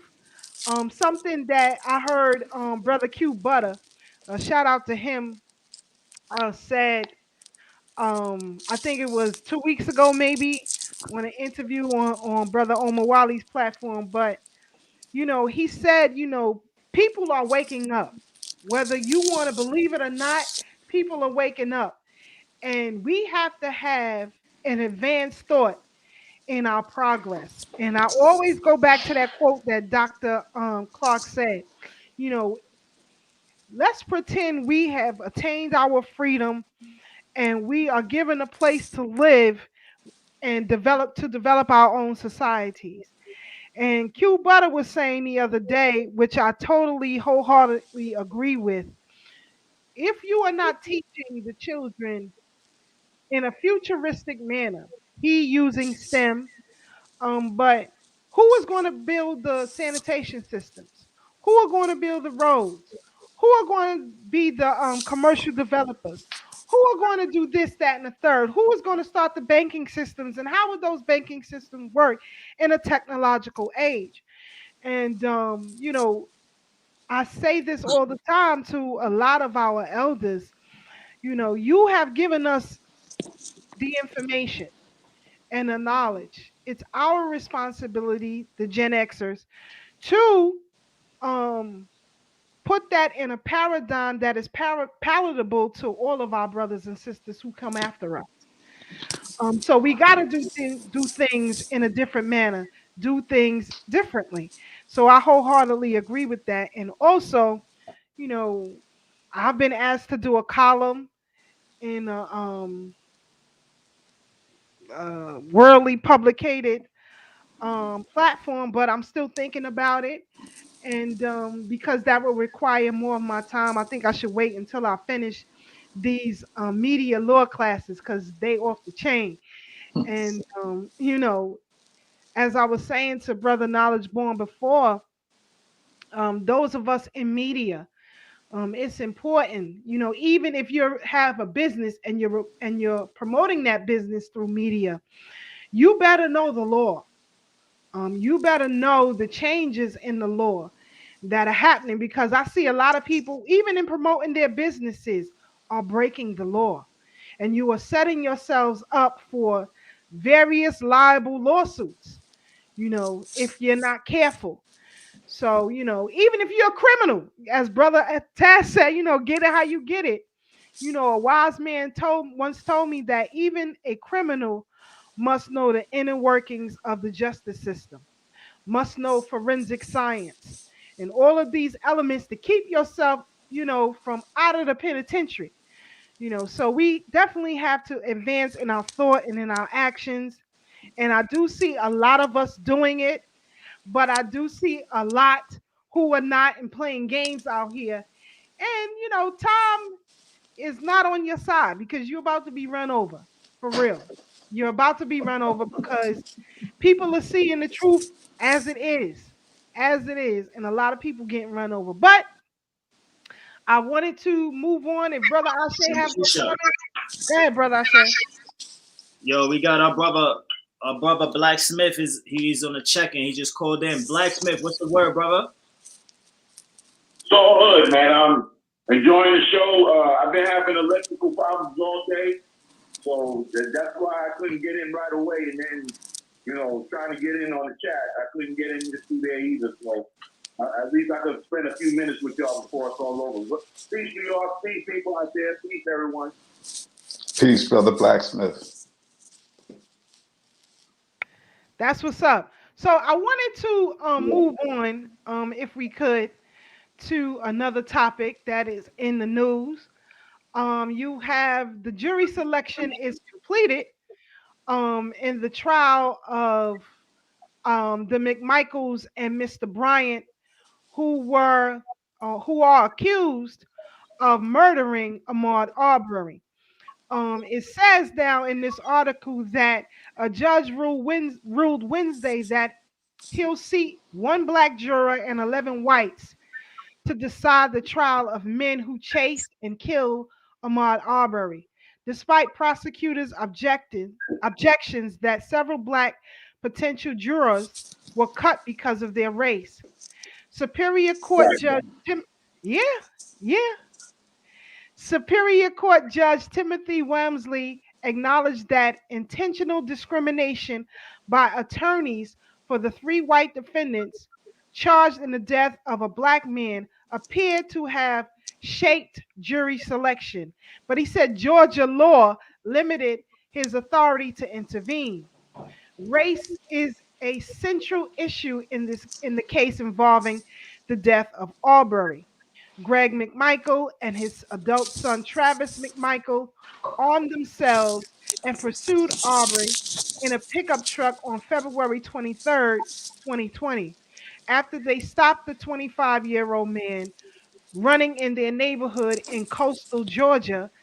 A neighbor, William Roddie Bryan, joined the chase in his own truck and took cell phone video of Travis McMichael shooting Arbery 3 times with a shotgun.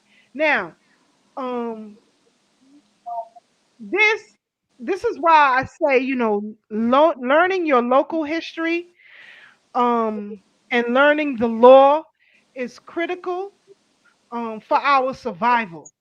We may not want to do it, but it's critical. Um, I employ people to study the Constitution, even though some people say that is no longer in play. However, it is the law of the land in the courtroom, and you better know it.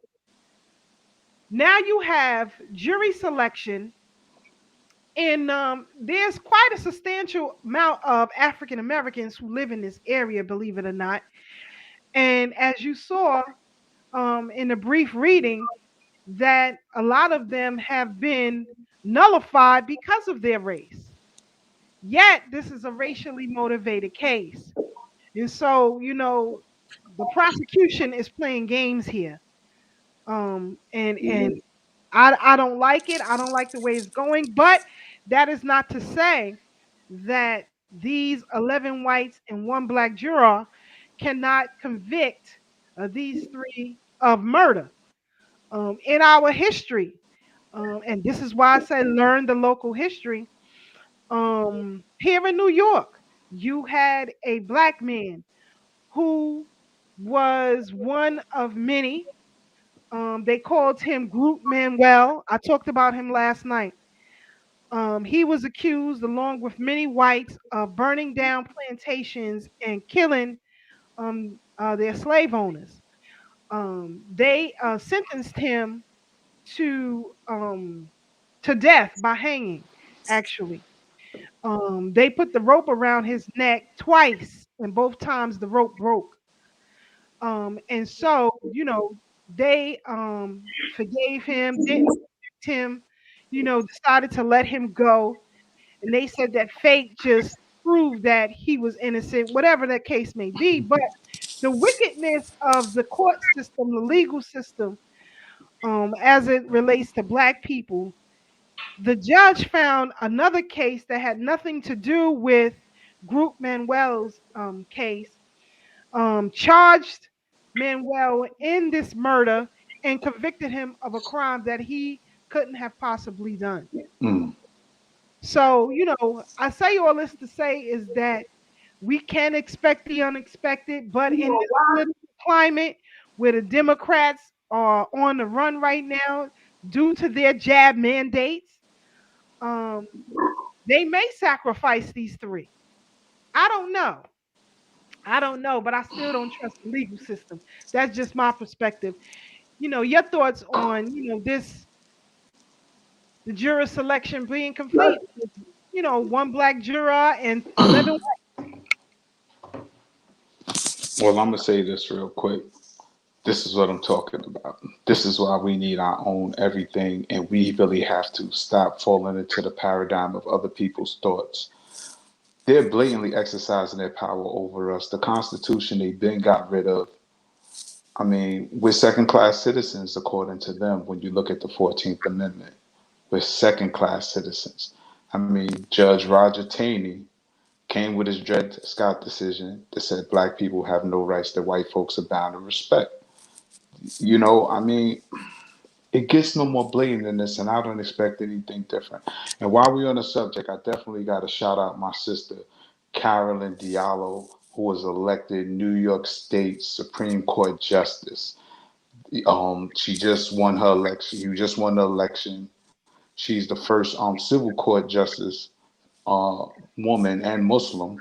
She won that a few years back, and now she's a Supreme Court justice. So I definitely want to salute my sister. Like, we went to see Minister Society together. That's how far back we go. You know what I'm saying? Even then, but that's my sister, and she's doing great things, and I'm super duper proud of her, man. And I just gotta big her up because this is what we need. We don't need rhetoric. We need to just elbow our way in the joint. You know what I mean? Did anybody watch the Wu-Tang Saga piece on Hulu? How they got on in the record industry? They elbowed their way in. You know, people say you can't change the system by joining the system. I respectfully disagree. I mean, look at anything that you have that operates in the system, anything that infiltrates that system will upset that system. That's what a virus does to the body. A virus interrupts your system, makes you not feel good, makes you not work optimally, can take you down, hence HIV. You know, look at a computer virus. A virus could come in, tear your whole computer down where you just got to throw it away. It don't even make no sense to get fixed. Sometimes we got to learn the art of infiltration. We keep talking about we at war, but we're not studying espionage and infiltration. Don't ever think that you can't be effective. That's what the Trojan horse was. The Trojan horse was an infiltration. We gotta learn how to infiltrate. Stop trying to run around being rabble rousers and crying to this, that, and the third. You get more done if you be quiet. Move stealth. Where I'm from, that's how you get far. You just shut up. That's how you survive in the hood. Shut your mouth and mind your business. Or shut your mouth and handle your business. But all that empty rhetoric, it's more armchair revolutionaries now than ever. Meanwhile, these folks is exercising their power literally. We just sending memes and text messages like, yeah, I told him. You know what I'm saying? Typing in caps and using mad exclamation points, thinking you telling somebody off, thinking you doing something. Cut it out. Stop it, five. Meanwhile, these folks is where the real power at, making decision on other people's lives. That's power. That's power right there. Because the moment they decide to mute you or throw you in Facebook jail, you out of here. Go make you another dummy account so you can type in caps some more. For the rest of us, we on the ground developing ourselves and helping people that really need it. But I digress. Brother, I share anything you want to add to it? Now let's let our brother Blacksmith add into the cipher, man, because we only got a couple minutes. Brother Blacksmith, what you think Definitely. of all this? Yeah, I'm here, and I'm just listening. I'm catching the vibes. I came in real late. I apologize because, like I said, I told Keisha on the chat that my internet and electricity's been in and out all day, and and then when I tried to check in, it wouldn't let me. And right now I'm hearing interference on the line on the phone, so maybe they don't want me to talk because lately it's been like that with me. My phone been bugging out. I'm wondering if it's the solar storms that been coming through or what. But everything y'all saying is right and exact, and I'm just listening. And if y'all want to address something more directly, as far as the Arbery trial, let's cover that for a second. It's just Southern justice. That's how they do it in the South. But now we're in a different day because the internet and people anywhere in the world could know what's happening. You know for damn straight that a black man gets killed in the South, in a small town especially. Maybe in Atlanta it'd be a different story. But in a small town like that, ain't no black man gonna get justice. That jury already know everybody. They probably all family members through incest. So it is what it is. Word.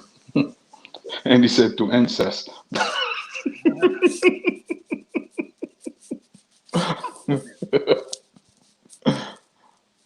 You never know these days, boy. I'm telling you, boy. I don't trust nothing. I'm telling you, I don't trust a damn thing.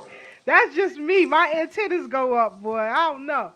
But, I want, our people to become more active, especially where you are. Organize your block.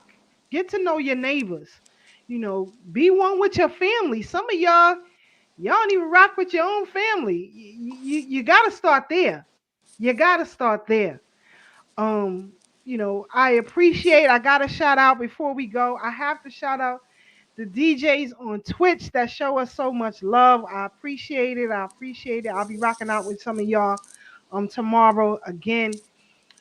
Thank you for the host of the channel. Thank you for the kudos and the bits you send through. Definitely appreciate that. And even doing that on a Twitch stream with a lot of the DJs who come in and out and I listen to on a daily basis, you know, infiltrate. I know exactly what I'm doing. I know exactly what I'm doing. We got to do that. We got to do that. You got to get in places that you are not comfortable. You have to. You have to become one with your mission, even if it's to grow your business. You have to become one with your mission, and you want the people closest to you to be your number one consumers in any business, because word of mouth is better than anything you could put on the stream. Trust and believe that. I had gotten a link from a sister that I know about hair care products for young black boys, or for, adolescent black boys. There are no hair care lines specifically geared to them. And, I found out some things and talking to them and sent the link out to everybody I know who has sons, or grandsons. You now have the Young King hair care line for young black boys, how to groom yourselves. Today, in today's world, hygiene is going through the wayside. I don't know where that come from. I don't know where that came from, brother Tab, brother Ashe, but yesterday I'm on the subway and I'm like, oh God, I got to get off of here. Because since this whole thing has taken place, I rarely ride the subway. But when I have to, everybody is deranged or somebody is funky. Like, I can't. Like, this is crazy. It's not a train line that you can't take in New York City where you can't find a nut on a car, any car that you get on.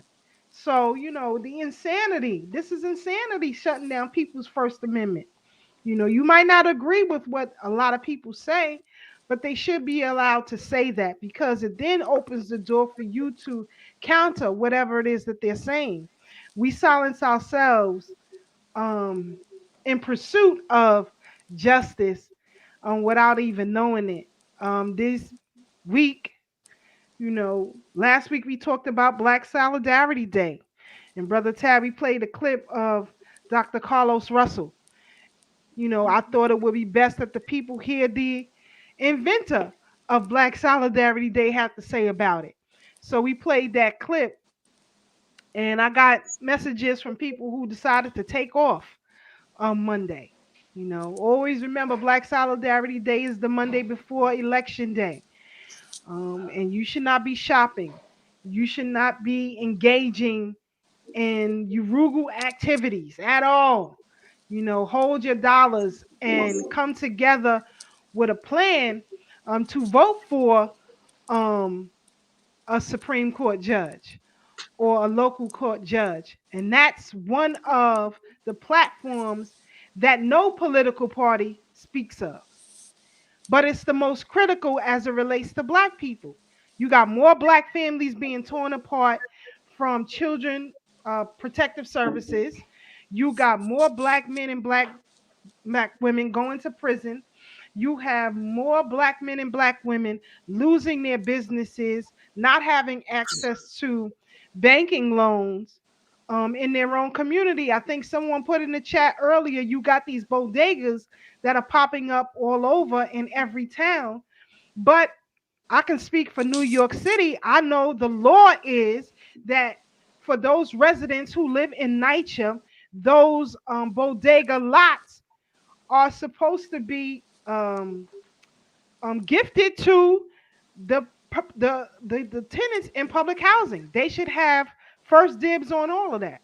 But it's not the case, and yet nobody's speaking about it. I know a lot of people, 90,000 people who live in public housing in New York City. I know the majority of y'all probably went out and voted for Eric Adams, but he has no plans to deal with the dilapidated housing that NYCHA is. So we just have to be more strategic. And again, we implore you all to educate yourselves a little bit better in the political realm, because we getting slammed out here. But needless to say, voting itself, the numbers are down drastically, and nobody's talking about that. People are waking up, and people are getting fed up, in particular with the Democratic Party. They see the handwriting on the wall. If you haven't seen evil in Joe Biden, I don't know what you're looking for. If you don't see evil in having politicians come into your pulpit, and I'm talking to the pastors, you got a problem. And your parishioners should pull your coat on that ASAP. But as my brother Tad said, you're gonna see a lot of us.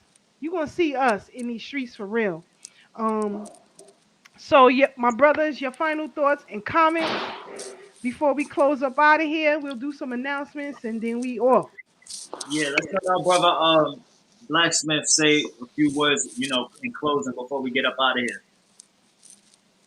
Okay, well, as far as that's concerned, can y'all hear me clearly? Yeah, you good, brother? Yeah. Okay, as far as my message and what I want to put out there for most people, y'all covered most of the stuff on a local and an international level, and for that, God bless. Just continue putting the good message out that we should love and respect each other and see each other through. Like I've been telling y'all since I first came on the show, I believe a lot of things are going to be changing in the next few days and weeks. And, if you know how to look for it, we know that certain things have already transmuted into different things and different ways of looking at it. So just continue doing what y'all do. If y'all want me to come on next week because the communication snafu, I will do so. If not, soon. Yeah. And,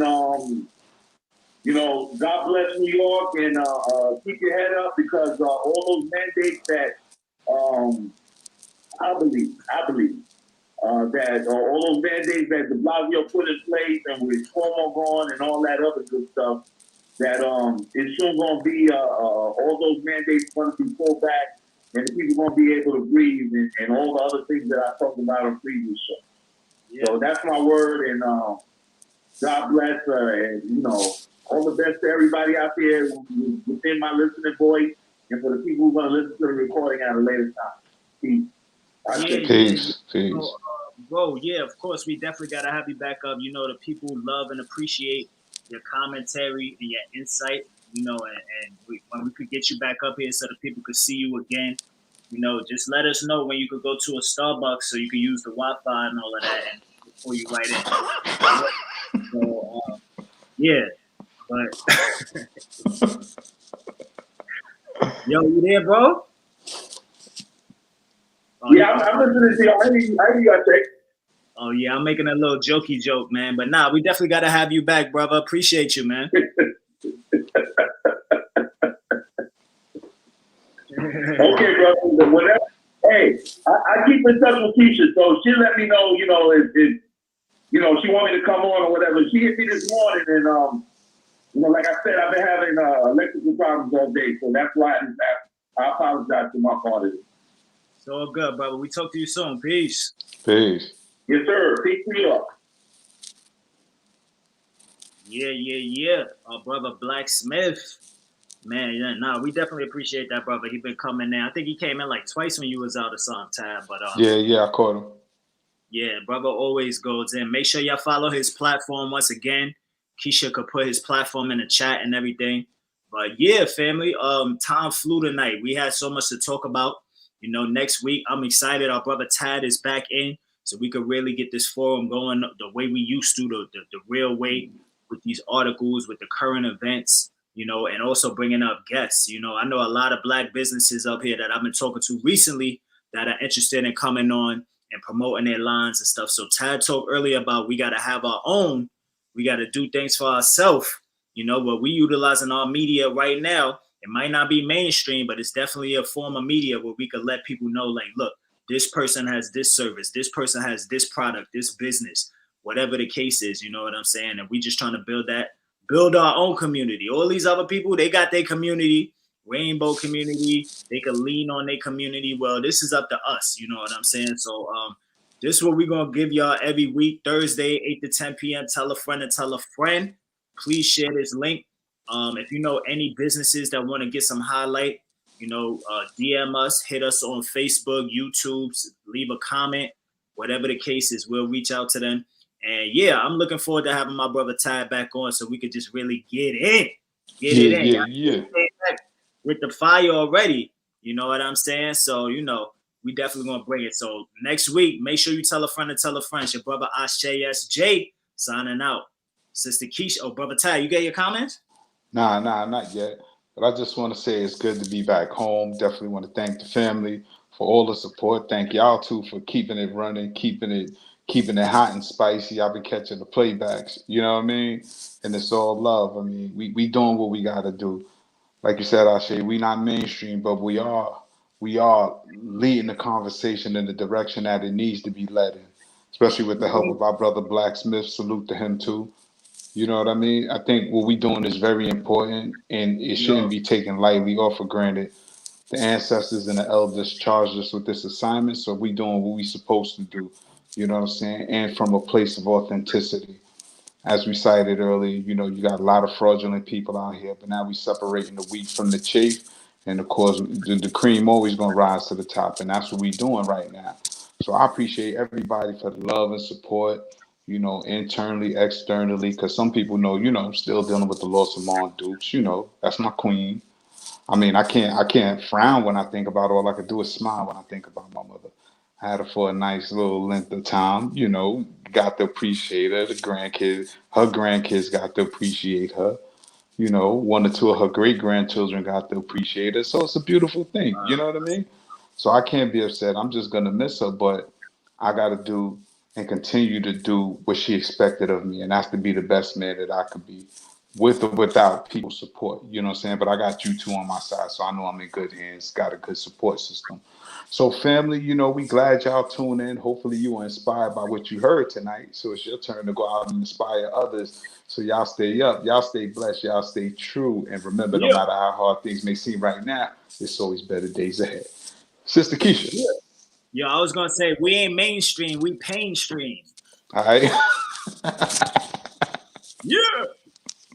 That's right. It goes down right here every week, family, on the Brooklyn Bridge. Tell somebody to tell somebody to join us on the next one. I want to give a quick shout out to Dr. Filet, Million Women March Big 25 anniversary next year. Get ready to head towards Philly, ladies. The resurrection is coming down.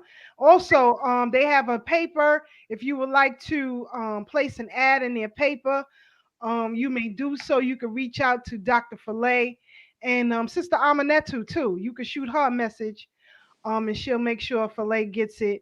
And the rates to place your ad, and maybe we'll have her come on soon to talk about that again. I hope to see some of you on Saturday. That's right, in Brooklyn. It's time to give back. Clean out your closets and let's give back those gently used coats that you have in your closet. We'll be meeting 1 to 4 p.m. That's 324 Malcolm X Boulevard between Bainbridge and Decatur. Shout out to Sister Waukesha. I know she's coming through on Saturday to donate some coats. She and I chopped it up the other day. So salute to you, sis. Thank you for always checking in and supporting us. And again, I hope to see you all Saturday. As my brothers had said, it's always better days ahead. Always better days Always. ahead. Don't be scared to put your left foot forward, as Brother Ashe said, and do the best that you can do always. We out here. Good night. Yeah.